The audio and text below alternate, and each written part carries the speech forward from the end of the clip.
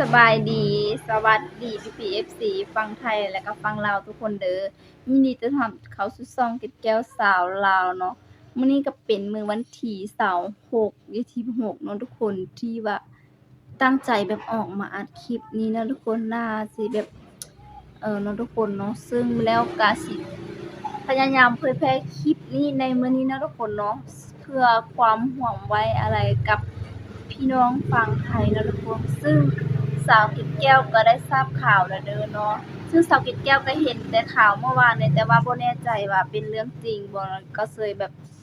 เห็นหลายๆเฟซดังเพิ่นได้เอาลงแล้วก็น่าจะเป็นเรื่องซึ่งมื้อนี้เนาะถ้าเฮาเอาเรื่องตลกส่ำใดคนไทยก็บ่สามารถที่จะยิ้มได้เพราะว่าเป็นความเศร้าสุดๆของคนไทยทั่วประเทศนะเนาะ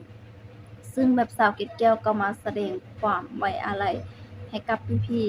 ๆฝั่งไทยทุกคนที่ว่าเนาะ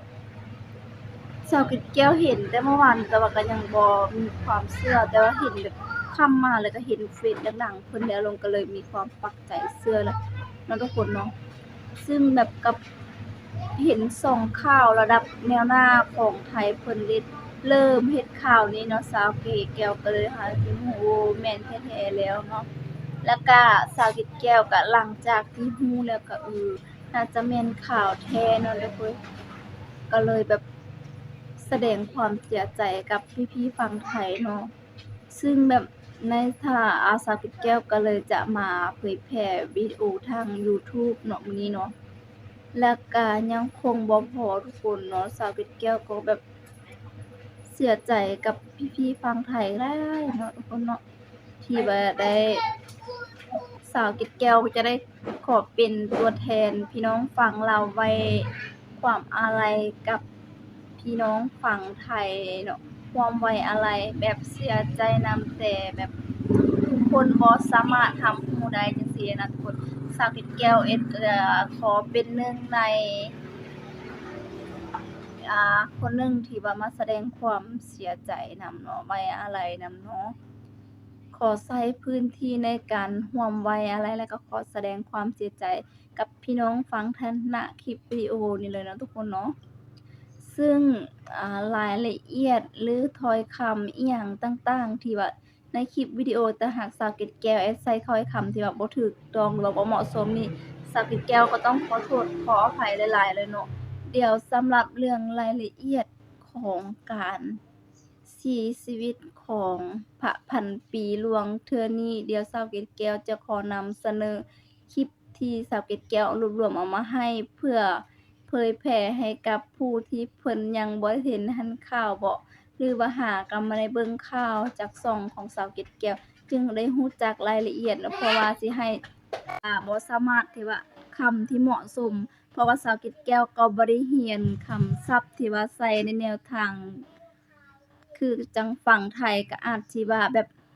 คำที่บ่เหมาะสมก็ต้องขอโทษขออภัยนำแล้วก็อยากให้พี่ๆ FC ทุกคนได้เห็นข่าวนี้ก่อนสื่ออื่นที่จะไปเบิ่งคลิปไปเบิ่งข่าวสาวเกร็ดแก้วขอเป็นกำลังใจให้กับพี่น้องฝั่งไทยทุกคนเนาะผ่านช่วงเวลานี้ไปให้ได้เนาะทุกคนเนาะ แล้วสาวเกร็ดแก้วก็ไปเห็นคลิปหนึ่งเนาะทุกคนที่สาวเกร็ดแก้วเห็นแล้วก็ประทับใจคือเป็นคลิปที่คณะหมอลำคณะหนึ่งเพิ่นกำลังแสดงอยู่เนาะทุกคนแล้วตอนนั้นถึกช่วงเวลาที่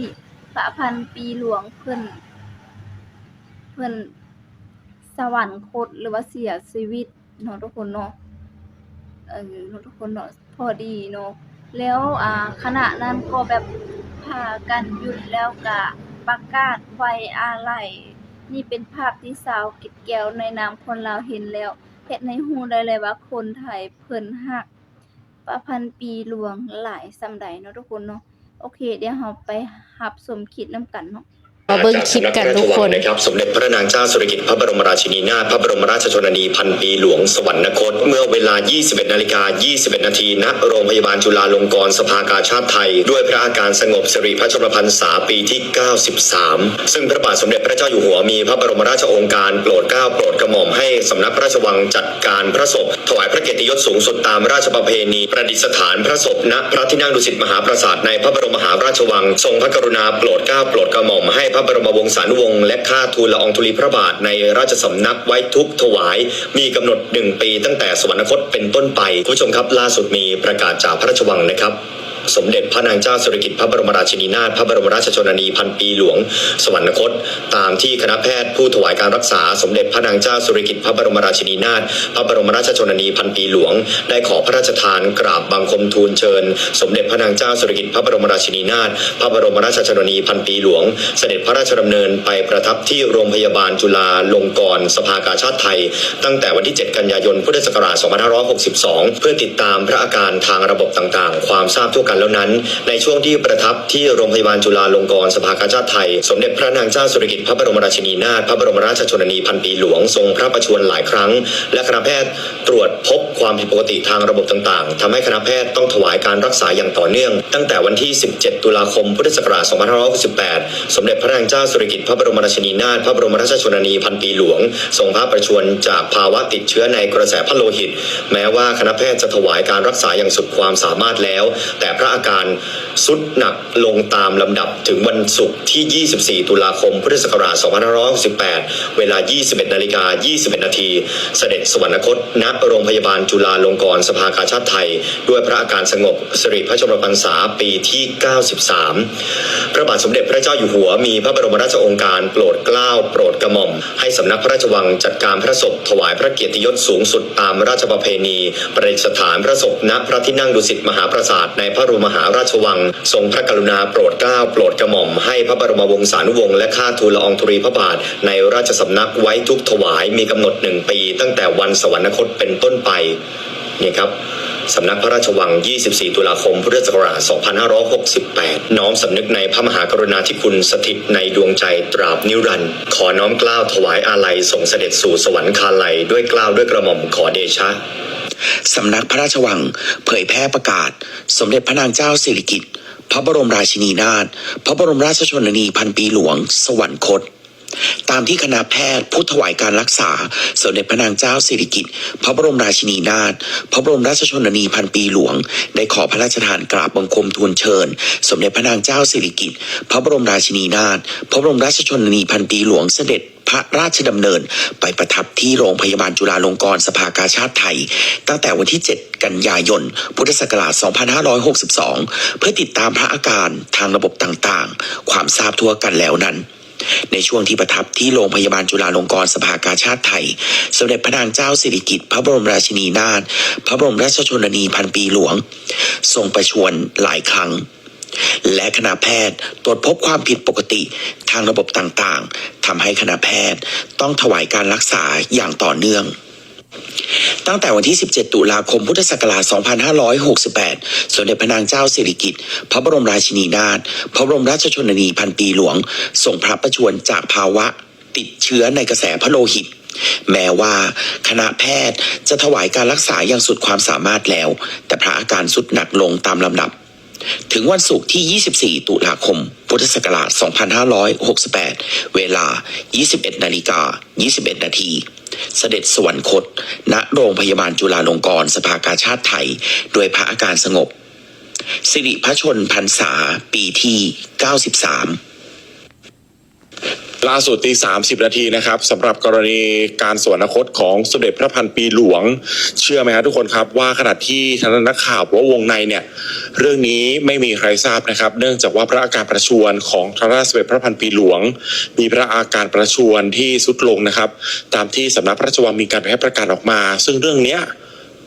ช็อกมากจริงๆทุกคนครับเพราะว่าแซคเนี่ยเป็นคนที่รักทางราชสมเด็จพระพันปีหลวงเยอะมากและรู้สึกว่าสำนึกในพระมหากรุณาธิคุณพระองค์ทรงมีพระมหากรุณาธิคุณต่อประสบนิกรชาวไทยมาโดยตลอดคือที่ผ่านมาเราก็จะเห็นพระราชกรณียกิจ